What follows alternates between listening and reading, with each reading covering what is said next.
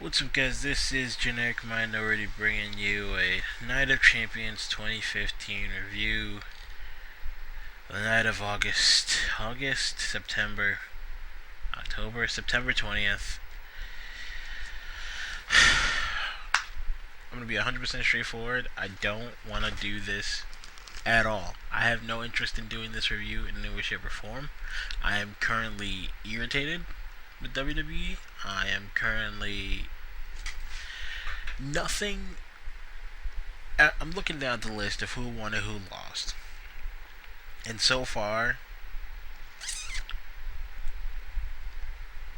I think only about 3 matches made sense. You know what? Nothing made sense tonight. Nothing of everything that they booked us to are supposed to care about made sense at all, in the slightest. Like, it was just, it's stupid. Anyway, I'm just gonna start from the bottom, and I'm gonna make this as short, sweet, to the point as possible.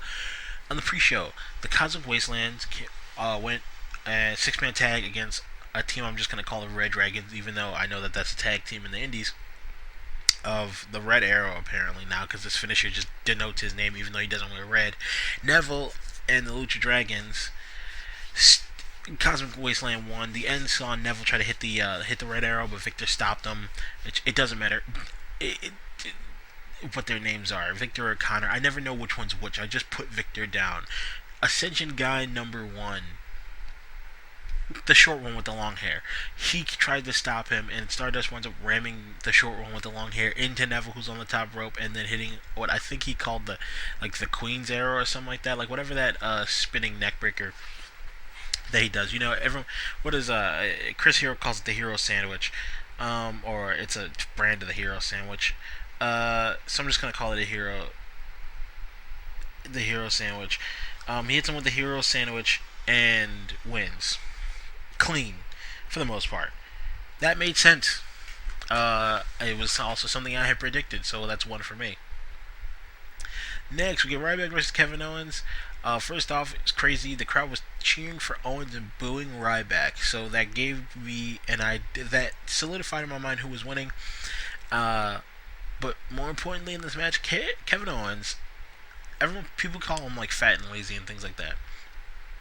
The man can tell a story in that ring from the heel's point of view. He worked Ryback's arm, and as a heel character, that's the kind of moves that a heel character has that tells a story in ring that works for them. Like Kevin Owens, everyone call him like fat and lazy and all that, whatever. But he worked Ryback's arm and told the story of throughout the entire match until the end, of course, because nothing makes sense tonight. Of tearing Ryback's arm apart, and that was what's gonna be leading to the victory. It didn't, because WWE's booking is stupid. I don't know who's booking. If I do this, I'm just gonna get angry. This might honestly be like a 10-minute review if I manage to not have my ADHD kick in and ramble on in anger. Nevertheless, Kevin Owens he did his part of of working Ryback's arm. Ryback did a good job of selling the arm, but the end saw Kevin Owens get the roll up after an eye rake, which doesn't even make any sense. He gets the roll up after he rakes Ryback's eyes. Yes, the eye rake thing is supposed to be like illegal or whatever, but we've seen people do it tons of times in ring. I mean, if I can put it in my moveset in a WWE game, then it's not an illegal move. It's from like, the eye pokes and all that. Yeah, they're dirty moves, but it's like sometimes the ref can clearly see it, sometimes the ref doesn't. It's one of those weird dumb things that just not part of kayfabe, but he wins it via roll-up off the eye rake, and it's like he was doing all the damage to the arm. So how come this eye rake roll-up is what finishes Ryback off? Like, it's not even like a... Granted, and once again, I did predict that Kevin Owens was going to beat Ryback, so that's 2. I'm 2-0 now. It wouldn't have made more sense had Kevin Owens just completely did so much damage to Ryback's arm he just couldn't compete with the arm anymore, or he tries to use the arm and Kevin Owens. I understand that Kevin Owens can't hit Ryback with the pop-up powerbomb because Ryback's a big dense dude, but at the very least, He should have like done so much damage to Ryback's arm that the ref had to stop the match. That would have made a lot more sense, because then you can keep Ryback looking strong, because Ryback keeps fighting even though he's got this arm injury, which is put on by a strong-looking Kevin Owens. You give Kevin Owens the win. You give Ryback time off to refine his character or whatever he needs to do, refine his in-ring skills, heal actual injuries that he has. And you don't make him look weak. You have the ref end it for him. And in fact, as a face character, it makes him look stronger. They want to continue to fight on.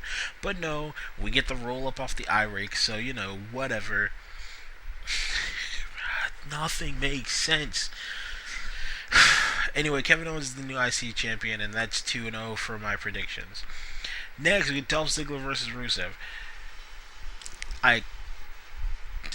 This match is so dumb. Dolph Ziggler did win, so I'm 3-0. Dolph Ziggler won with the help of Summer Rae. Technically, that's like a 3.5 and 0 right now. I'm 3.5 and 0. But it's not the way I predicted. Even though I still classify Dolph Ziggler as a heel because he's doing dirt stuff like trying to steal Rusev's woman, the end of the match saw Summer Rae get somehow knocked into the ring. Like, she's leaning over the top rope and Rusev hits the rope, and he hits the rope, and you would think she would just fly off, but no, instead she somehow flips over the top. Like, she just doesn't, momentum, gravity, everything I know about science, like, doesn't work anymore. Like, they just threw all that science trash out the window and just had her flip over the top rope and fly like halfway into the ring, because it's the only way to move the ending forward. So she gets thrown in the ring. She looks like she's hurt, but the black ref has to be, he's bald and black, so whatever. The ref, it's the bald black guy whose name I never know, tells her she needs to leave. He's kicking her out because he's like, you're not hurt and you were interfering in the match. Whatever, I don't care. And so Summer gets mad and attempts to throw her shoe at the ref. This is what I'm guessing is supposed to happen. But because he's bald and black, he must be Morpheus from the Matrix, so he dodges the shoe easily, and the shoe hits Rusev. That does not garner the disqualification, despite Summer Rae clearly being Rusev's manager and out there for him. She did attempt to assault the ref and did technically hit someone. Now, for anyone who doesn't know, when JBL had the whole story arc of him making Shawn Michaels work for him, Shawn Michaels came down to the ring for a match and smacked JBL in the face and gave JBL the DQ win. But apparently Summer Rae throwing her shoe and it hitting Rusev doesn't get him the DQ win. No, instead, or just doesn't get the match thrown out completely because she was aiming for the ref. Instead, the shoe hits Rusev, and the Rusev eats a zigzag by Dolph Ziggler, and Dolph Ziggler pins him. To which Summer Rae looks like the Wicked Witch of the West with her stupid bird nose, and Dolph goes out there and kisses her hand and is still being a heel because Rusev can't keep his hose in line. But the fact of the matter is I'm 3-0 right now. But nothing makes sense. She threw her shoe at the ref. The ref was Morpheus because he's bald and black, and that's what all bald black guys are. They're Morpheus from the Matrix. And it hits Rusev. Yet none of those things that just happened, not to mention the fact that the ref had just told her she needs to leave and had ejected her from the match, but none of that matters. All that stuff culminating up to that didn't lead to the disqualification win, because that would be stupid. In WWE's, like, it would be dumb, but it doesn't matter because you box yourself into a corner where everything you do is dumb. WWE's dumb. Booking must have been up. There clearly was no booking. Like, there was no booking at all. The booking was done by I don't even have a proper joke for it. It's just bad booking. It's just bad booking. So, Dolph Ziggler gets the win, like I called. Summer Rae helped him get that win, like I called. Just no heel turn for Dolph Ziggler, even though I'm considering what he's doing right now a heel turn, because even Rusev's character says things like, I was just champion, I had my girl, Dolph came and stole my girl, and it has been costing me matches and whatnot, yada yada yada, now he's trying to steal my new girl. So as far as writing goes, yeah, Dolph Ziggler's a heel. But whatever. Next, we get the New Day versus the Dudleys. Freaking Xavier Wood had his hair done up like Rufio from Peter Pan, or Hook, I mean. So, that was kind of cool. Other than that, the match was whatever. It wasn't that it's whatever. It actually made sense the way it ended. This match actually made sense. New Day had most of the momentum the whole match, taking out Bubba Ray, which is really weird to me that Bubba Ray is the one that's in the ring who's getting the beatdown. I haven't seen the Dudleys in the ring in a long time. Right before the Dudleys get the momentum back, they hit, I want to say it's Kofi with the 3D, and what's that boy's name? Xavier Woods comes in and gets them disqualified by attacking Bubba Ray. And they attempt to go put the Dudleys through a table, which only just results in Xavier getting put through a table. So, it made sense for the heels to get the win the way they did. It actually made sense for someone to get the DQ win, or the DQ loss, in this particular setting. It's like, okay, Dudleys can't take it makes sense. Like, New Day is in danger of losing the titles, so they're heels. Their only concern is keeping the titles, so they've got a third guy outside the ring. That guy comes in and interferes. Other times, it's like there's nothing going on. It's like both guys are knocked out in the center of the ring, and somebody will just run in and attack somebody and you get the DQ. It wasn't dumb. It was cliche, but it wasn't dumb. In the New Day, of course, were always as funny as possible, and Xavier's outside the ring with the trombone, playing the Rocky theme. They were funny. It was a solidly worked match. It was just freaking. It was something. It was just something that, like, it couldn't help the mediocrity / stupidity of the entire night. But it was fine. And also, I call the New Day winning, or retaining. I don't know if I'll count that. They kept the titles. That was the whole point. And I called that. So, I said don't be surprised if I did say don't be surprised if the Dudleys win the match. So, technically, I'm still 4-0. I'm 4-0 for now for the pay-per-view. Great. Now, next, and this is where the real stupidity comes into play. Next, again, Nikki Bella versus Charlotte. Early on in the match, Charlotte gets knocked out of the ring and lands, quote-unquote, awkwardly on her leg.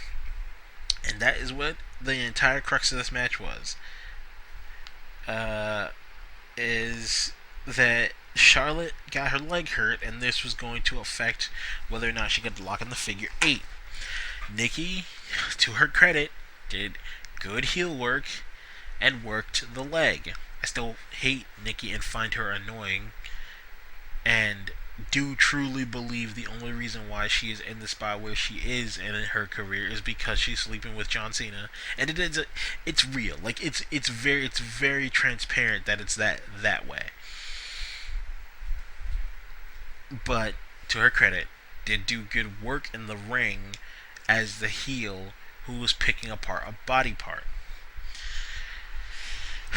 With that being said, somehow Charlotte slaps in the figure 8 and gets Nikki to tap. Charlotte is the new Divas champion. I'm 4-1. I'd like to point out I was wrong. Nikki did not win because fuck CM Punk. But it doesn't make any sense, and I'm gonna put a little asterisk next to the 1 because how does Charlotte, someone who has had her leg worked over and over and over to the point of where she can barely walk on it, or that's how she's selling, slap in a leg submission after she had no offense? Charlotte had no offense at all. She slaps on the submission and gets Nikki to tap. This is why this is dumb. Allow me to explain it in so many parts. Charlotte is having her entire leg work. The whole thing is that, like, how's she supposed to slap in the figure 8? She uses her legs to do the figure 8. If her legs hurt, she might not be able to lock it in. Okay, fine. Say she does get the figure 8 in. Okay, cool. But she didn't at any point in time do any damage to Nikki's legs. So when she gets the figure 8 in and makes Nikki... sorry, she got a spear in. Nikki hopped off the top, like I hopped off the top rope or something like that, and Charlotte speared her. But that was it. She did no damage to Nikki's legs, yet the second she put Nikki in the figure 8, Nikki, not the second, but Nikki taps out. Two things that does. One, not make any sense because the whole point was Charlotte's leg was hurt. And two, why are Nikki's legs so weak? Her finisher involves her literally slamming down on her knees, yet somehow her legs are so weak that they can't be wrapped in that submission. She does a backbreaker, and she slams down on her knees. Most people who do a backbreaker kind of slam down on their butts, the back part of their legs, the thigh. No, she slams down on her knees, and she doesn't wear knee pads, yet when she's slapped in a figure 4, a thing that's supposed to hurt your knees, or a move that's supposed to be a leg submission, with no damage done to her legs, despite the fact that she's been testing Charlotte's leg limit, Nikki is the one that taps out.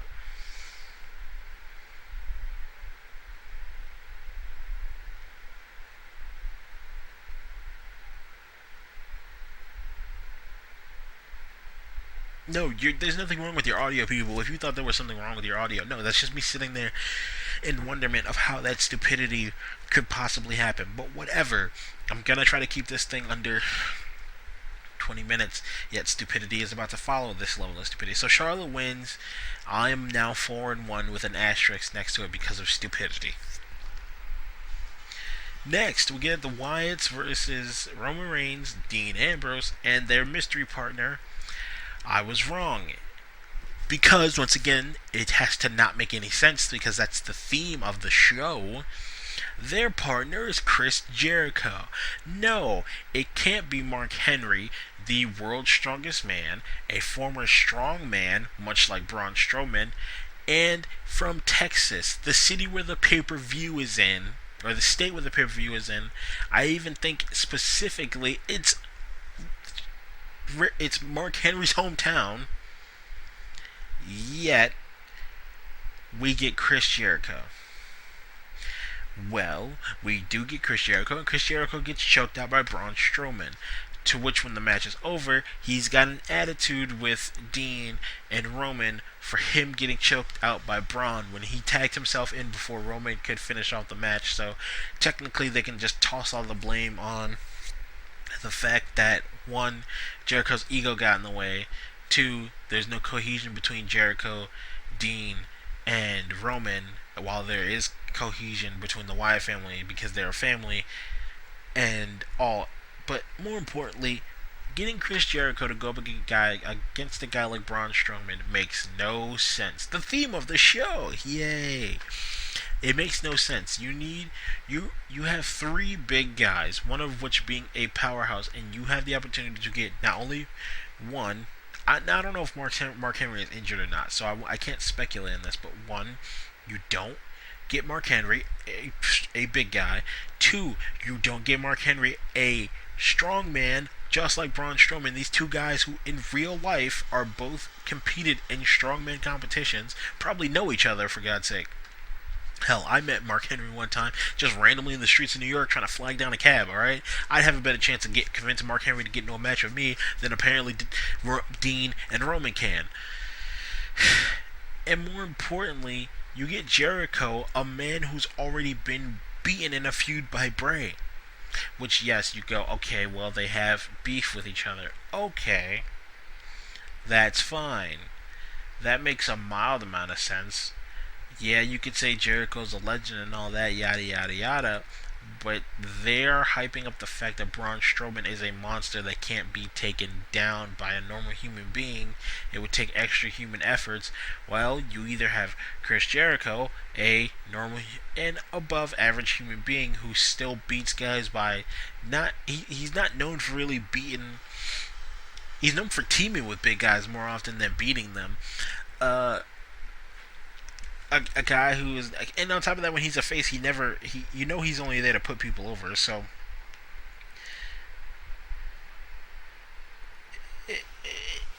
it doesn't make any sense. So they get Chris Jericho mostly because fans will pop for him, and they probably were worried fans wouldn't pop for Mark Henry, but it's Texas, so they definitely would because he's from Silsbee, or at least he's billed from Silsbee. He's billed from. You have Mark Henry, who's billed from Texas, who is at least from Texas, and billed from a certain, specifically Silsbee, Texas. He's a big guy who you need a big guy to go up against Braun, and they both competed in strongman competitions before becoming wrestlers. That's 3 reasons why you put Mark Henry in this match. The only reasons why you don't are Chris Jericho does have an old story arc against Bray Wyatt. Unfortunately, for story purposes, it's stupid because Jericho already is lost to Bray. But whatever, they've got a past history. 2, Chris Jericho is Chris Jericho. Or 3, Mark Henry's injured. 2 of the 3 reasons why you don't put Mark Henry in the match are menial, and the other one is because Mark Henry's hurt. There's no real reason to not put Mark Henry in the match other than the fact that really, if he's hurt, I'm gonna lose my mind. Anyway, next, Braun Strowman chokes out Chris Jericho. Whatever. Next, Seth Rollins versus John Cena. LOL, Cena wins. That's it. Seth tries to leave with his WWE World Heavyweight Championship because he doesn't, after losing the United States title to John Cena, and John Cena hits him with the AA on the concrete outside the ring, which apparently doesn't make Cena a heel. It makes him getting redemption for the fact that Seth Rollins never actually cheated to beat him at any point. Seth Rollins never once cheated to beat John Cena at any point in time during this little U.S. title feud. No, Jon Stewart came in and hit John Cena with a chair, and Seth Rollins took advantage. And yes, Seth Rollins hit him in the face with the knee and shattered his nose, but that's something that's gonna happen to you regardless. So yeah, Seth talking about it is whatever. So Seth broke your nose. Okay, that sucks. Yeah, he says it's deliberate, but I mean, if you're running with a kayfabe of wrestling, every single attack someone does on you is supposed to be deliberate. And Jon Stewart helped you, or made you lose to Seth. Actually, Jon Stewart didn't make you lose. Jon Stewart attacked you, and you lost to Seth Rollins. Oh, I forgot, he pedigreed him on the chair, so that makes him the bad guy, and that's why Cena can just slam him on the ground. At this point, John Cena could go to your grandmother's house on her, I don't know, your great-grandma's house on her, 95th birthday. No, screw it. She's old. 105th birthday. I had a family member that lived to be 112. She goes to your great-great-grandma's house, who is celebrating her 100th birthday. Great Meemaw's all old. John Cena comes over to their house, blows her candles out because she can't do it. She's old. And then AAs her through the table and her cake. Does the 5-knuckle shuffle on her and walks away, and then just goes, she's the bad guy. And apparently WWE thinks we're supposed to just be okay with that.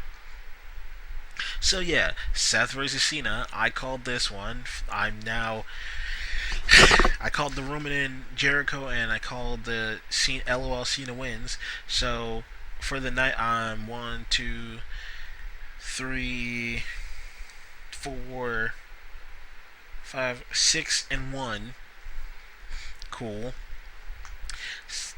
I'm 6 and 1, and apparently John Cena can be the bad guy, but still the good guy at the same time. Whatever.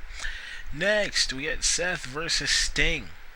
The main highlight to this match was that Sting put Seth through the Spanish announce table, which it's very funny. One of the guys on the commentary table, jumps over the barricade, but it's before Sting gets put through the table, so it's very obvious what's about to happen, not a half a second, like a full 2 seconds before it even happens, because he moves, the American commentary table, okay, or the English one, okay, yeah, they get up because Seth and Sting are on top of it, but for the guys on the Spanish announce table to get up didn't make any sense. I mean, granted, of course they don't want to get hurt or be in the way, but they at least could have waited until, it doesn't take that long to react to what is going to happen. If they're eyeballing Sting and they know he's going to go through the table, just get up when you see him start falling down. But whatever. That bit was just kind of funny to see him hop over the barricade like he was afraid a meteor was going to come down. I don't know if anyone else caught that. I just caught that.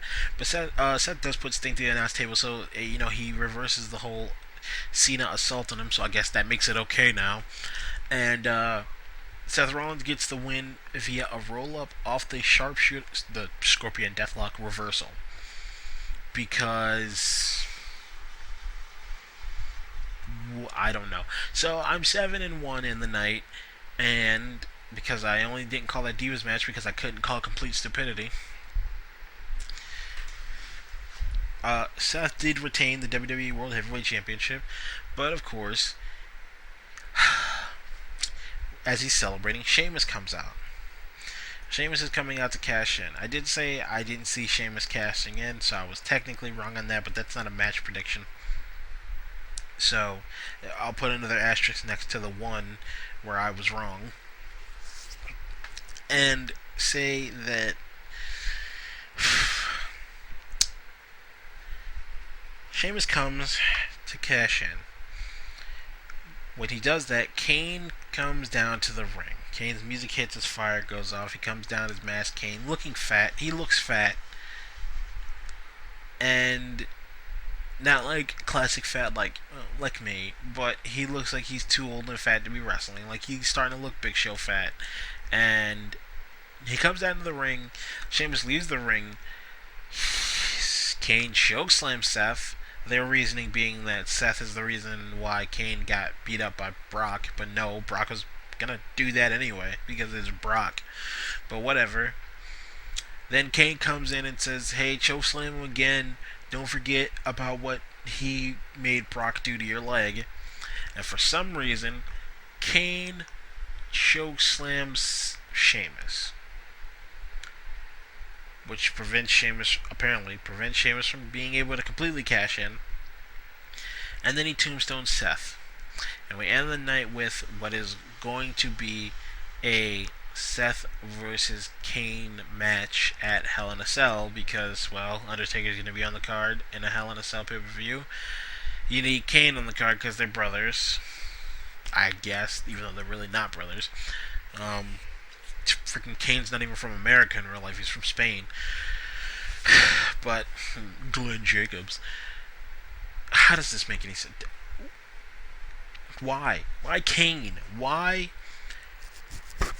If Kane had just chokeslammed Seth and let Sheamus cash in, which would have been stupid and it would have made me completely wrong for the night.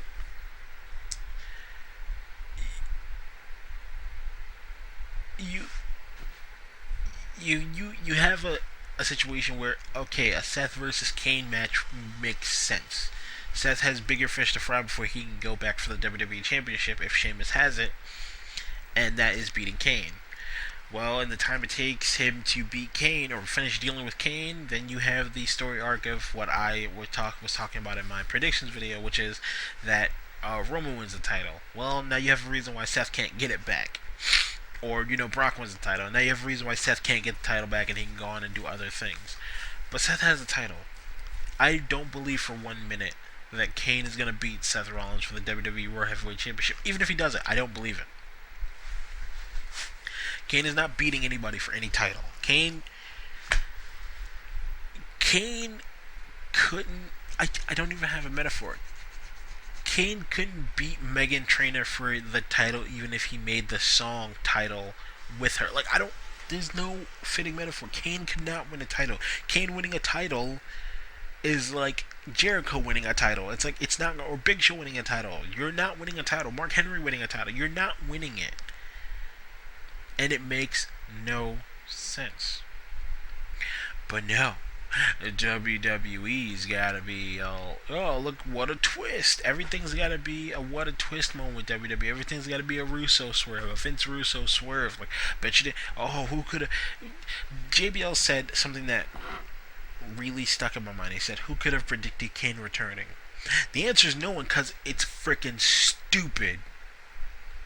It is by far the dumbest thing WWE has done so far. Like, dumber than me dubbing Dean Ambrose the idiot fringe for trying to rip a TV out of its electrical wires and having it blow up in his face because he doesn't know how TVs work.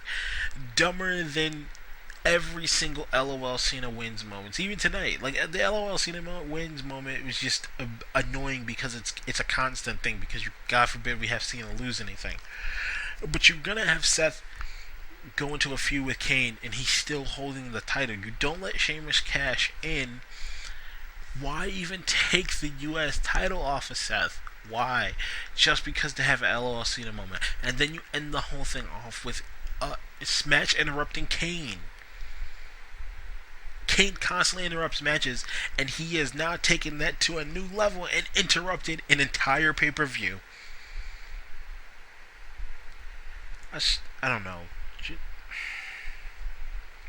Join me what'll be technically today if you're listening for Monday Night Raw when I do a review of that. If it manages to not be mind-numbingly stupid, I refuse to review after tonight.